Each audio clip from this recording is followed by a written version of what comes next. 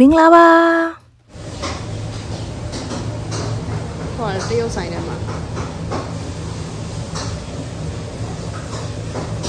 ဘေးရလန်ထိပ်ကတရုတ်ဆိုင်လေးမှာဒီဆိုင်မှာစနေတနင်္ဂနွေဆိုလို့ရှိရင်အသားခင်အခောက်ခင်လဲရတယ်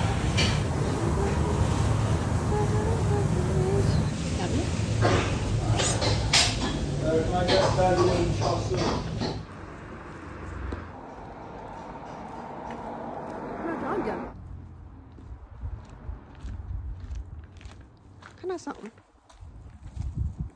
ဒီနေ့ကတော့တရုတ်စာသွားဝယ်လာလမ်းထိပ်မှာသူကဈေးမစိုးဈေးကတော်တော်ကြီးကိုမစိုးပြောအောင်ပေါ့နော်အိုးရှင်းကလည်းအများကြီးပဲဒါကဘာလဲမသိဘူးဒါ beef ကိုနှစ်ခုထည့်ပြီးရကြသူက chicken wing ကို sweet and မကြည့်ရောသူက sweet and sour တစ်ခါလောင်းပြီးရ chicken wing ကိုကြက်တောင်မှန်ချိုးချင်းဒါကကြတော့ငါးကြော်ငါးကို salt and pepper စားကောင်းပုံနေနော်ဒါကတော့ခောက်ဆွဲကြော်နဲ့ chili beef နဲ့ခောက်ဆွဲကြော်အပြည့်ပဲခောက်ဆွဲကြော်ရင်သူကအရွက်နဲ့ sauce နဲ့လှိမ့်ထားတဲ့ဟာပဲဒါကတော့အမဲသားချီလီဒါပေမဲ့အမဲသားချီလီဆိုရင်အမဲသားချိုရှင်ရတာနဲ့တူတယ်ခောက်ဆွဲကြော်ထဲမယ်ဒီကတရုတ်စာတွေကတော့မြန်မာပြည်ကတရုတ်စာလို့မဟုတ်ဘူးသူ့အရသာနဲ့သူရှိတယ်အဖြူတရုတ်စာအရသာလက်သက်ရှိတယ်သူတို့ဒီကဟာတွေအရွက်ဗာလဲ spring onion ရယ်ပဲပင်ပေါက်ရယ်ကြော်ထားတာအမဲသားချီအရင်ဆုံးသူကအရင် deep fry အရင်ကြော်ပြီးမှသူက sauce နဲ့ပြန်ပြီးတော့ချက်ထားတာဒီဆိုင်က beef chili အရင်ကြိုက်တယ်ခဏဝယ်စားပြတယ်နေ့လည်ဆိုလို့ရှိရင်နေ့လည်စီတစ်မျိုးရှိတယ် lunch special ဆိုလို့ရှိရင်သူကစီးနေတက်တာ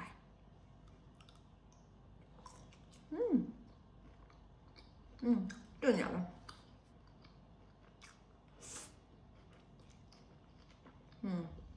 ခေါ်ကြတယ်မလို့ဒါပေမဲ့ခေါ်ကြတော့ခေါ်ကြရွရတာပဲပေါ့နော်ပဲငါများရင်လှိမ့်တာရတာတွေပဲသူကအခါရဲ sauce နဲ့တော့ဟိုဖြစ်သွားတယ်ပျော့သွားတယ်နည်းနည်း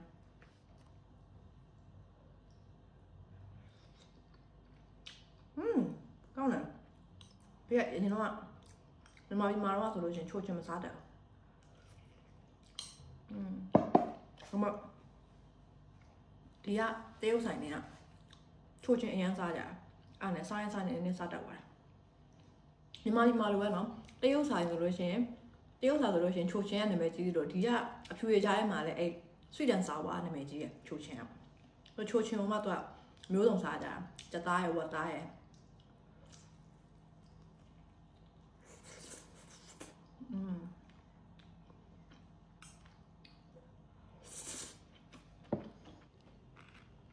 ဒါတော့ salt and pepper ငါဒီမှာလဲ salt and pepper အဲ့တရုတ်ဆိုင်တွေထဲမှာတရုတ်စာအဖြူတရုတ်စာတွေထဲမှာနာမည်ကြီးရယ်အရင်စားကြတယ်အဲ့ဒီဟာကိုကြက်သားနဲ့စားအမဲသားနဲ့စားဝက်သားနဲ့စားအဲ့လိုမျိုးအာလူကြော် deep fry and အာလူကြော်နဲ့ salt and pepper chips ဆိုလဲနာမည်ကြီးရယ်ဒီမှာသူကအဲ့အမွှေးရဲ့အနက်တစ်ခုရှိရယ်တော်တော်မွှေးရအဲ့နဲ့တော့ငါလည်းဘေးနာဒီလေကျွတ်တုံတို့မျိုးပွားလို့စားရတယ်ကောင်းတယ်အဲ့မျိုးပွားကြော်ထားမွှေးနေရပါဟ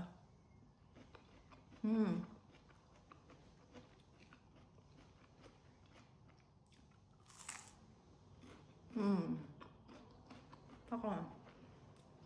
ညအဖြူစားလေးပဲအေးလာပြီဆိုလို့ရှိရင်ဒီတရုတ်စားလေးစားမစိုးကျဲတော့ထမင်းနဲ့စား이거 카페야.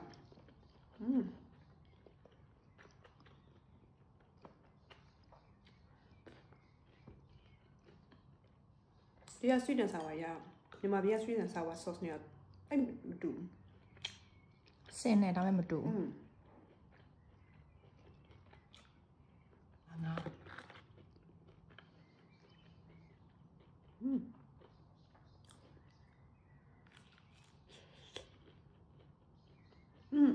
ငါလည်းမဆိုပုံမှန်ဆိုအဲ့ဒါလေအာလူးနဲ့တော်တော်မှချစ်တို့ချစ်ကန်တို့ကြက်သားနဲ့စားငါလည်းမစားဘူးခါငါလည်းမစိုးတော့ တခါလေတိုဟူးနဲ့လည်းရှိသေးတယ်ဒီ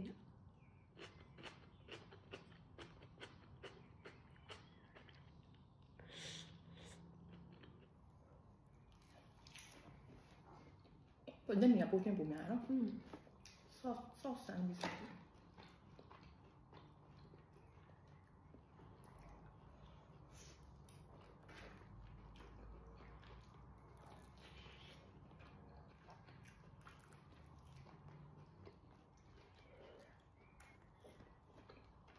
သမီးနဲ့ငါကောင်း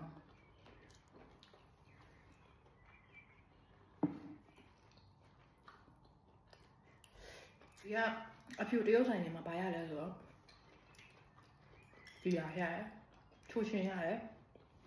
ဆော့တံပပရတယ်ဆော့တံပပဆိုစားနဲ့ပပနဲ့အဲ့လိုမှုမွေးလေးကြော်တာတက်တုံပြူနေတယ်ကာရီရှိရကာရီဆိုအဲ့ဝါကြီးလေအဲ့ဝါဟင်းကာရီဆော့ဆိုဂျပန်ကာရီလည်းမဟုတ်ဒါမှဂျပန်ကာရီနဲ့နေစင်တယ်သူကအဲ့လိုမျိုးကိုရီအသားနဲ့ချက်တာကိုရီနဲ့ပြီးသွားရင်ဘာမှရှိတာ black pepper sauce ငရုတ်ကောင်း sauce နဲ့ဟာရှိတယ်ဒီမှာလေဘလိုပဲနမေတွေပြောင်းလေအကုန်လုံးကလေတရားလာအဲ့အရသာတစ်မျိုးရရအဲ့ချူရှင်ရတာပုံစံမျိုးအဲ့လိုမျိုးရရတယ်တို့ဆိုင်မှာကုန်းပေါင်ရတယ်ဆိုပြီးကုန်းပေါင်မှအဲ့လိုရှင်ဒီချူရှင် sauce ရတာပဲရတယ်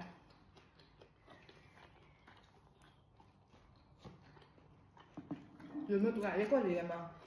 အဲ့လိုမျိုးကြောင်းတဲ့ဆိုင်ဆိုလို့ရှိရင်တရုတ်ဆိုင်ဆိုလို့ရှိရင်တက်ကွေးပုံစံလေးနဲ့ရအောင်ချိုးချင်းစားပြီးချိုးချင်းနဲ့လည်းဒီမစားပါဘူးမသိအဲ့ဒါစားကောင်းချိုးချင်းနဲ့လည်းဒီမကြရတော့ဘူးအတီးဆိုတာဒဇက်အနေနဲ့စားတာမပြီးနေအောင်စားရအောင်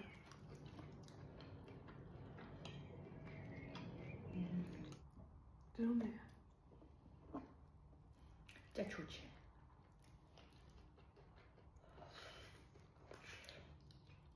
ဘယ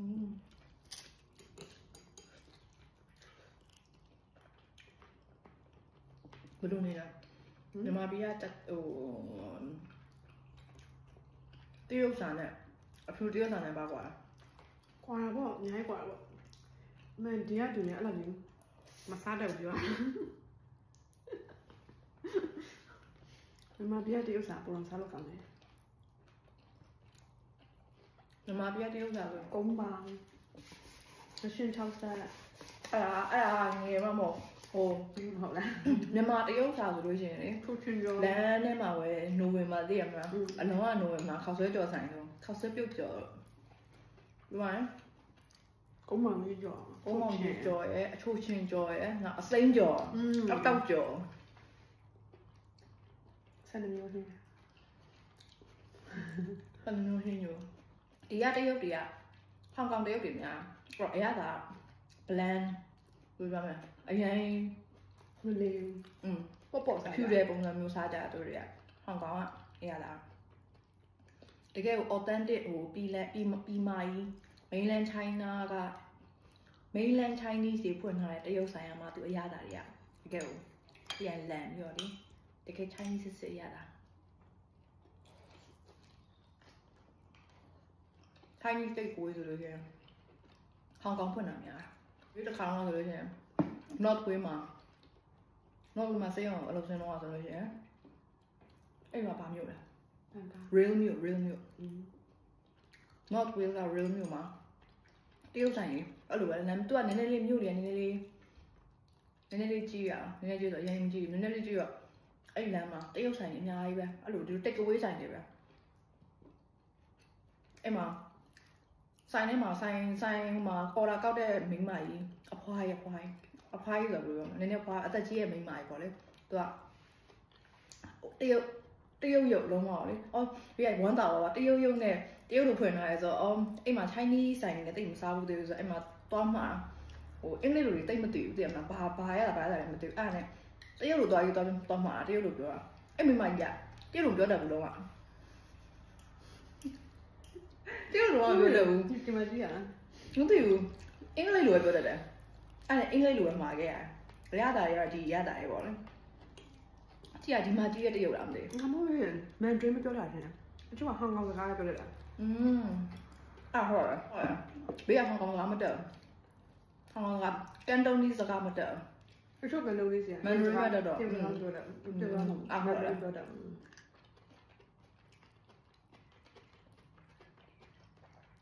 ဒီလိုအဖြူတရုတ်ဆိုင်လေးတွေက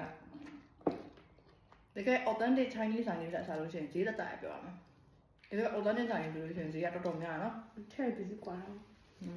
ဒီလိုမှဆိုလို့ရှိရင် authentic တရုတ်ဆိုင်ဆိုလို့ရှိရင်တက်ဆိုင်မရှိလား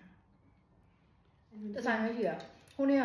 စောင်းပြေပြီးတော့ဒီတိုင်းမှာတရုတ်ဆိုင်ဆိုတော့တရုတ်ဆိုင်ဆိုပြီးဝင်စားအထက်ရောက်တော့မှတကယ်ကိုလေတကယ် Chinese အစ်စ်တွေ mainland Chinese တွေသူက လူကြည့်ပြီးတော့ လာတဲ့ဧည့်သည်ရုပ်ကိုကြည့်ပြီးတော့လေ menu ကိုထုတ်ပြရမတူဘူးလားကိုရီးကိုတရုတ်လိုပြောတတ်တယ်လားဆိုပြောတတ်တယ်ဆိုတော့အဲ့ဒါသူတို့စီမှာရဲ့ menu ပါလဲ tran ပါခြိုက်တန်းဆိုတာမသိရှိရဲတဲ့အဲ့တရုတ်ခြိုက်တန်းရှိရဲတရုတ် menu ရှိရဲဆိုပြီးအဲ့ menu ကြည့်မလားဆိုပြီးအဲ့ menu ထုတ်ပြသူပုံမှန်ရောင်းနေတာဒီလိုဟင်း menu တွေမဟုတ်ဘူးဒါလုံးဝလေကိုပေါလို့လာစပါလားအဲ့မြဘာစားခဲ့လဲခရမ်းဒီနဲ့ချေးထွေးထူပြီးအဲ့လိုရကိုပေါလို့လေကောပေါလို့လည်းပါတယ်အဲ့ဒါတကယ်ကိုလေ authentic Chinese menu လုံးဝတရုတ်လိုကြီးပဲရေးထားတာအဲ့ menu စာရွက်လေးထုတ်ပြအဲ့ဒါလည်းစားခဲ့အဲ့ဒါမောက်ချိုက်တွေပါလေရှိရသူကပြောလိုက်သေးတယ်ကြိုက်တဲ့ဟင်းချက်ခိုင်းလို့ရတယ်သူတို့လည်းချက်ပေးတယ်ဒီမျိုးမှာတစ်ဆိုင်ပဲရှိတယ် authentic ကဘေးနေရမျိုးကနည်းနည်းသေးလို့မလန်ဒန်မှာဆိုလို့ရှိရင်တော့အများကြီး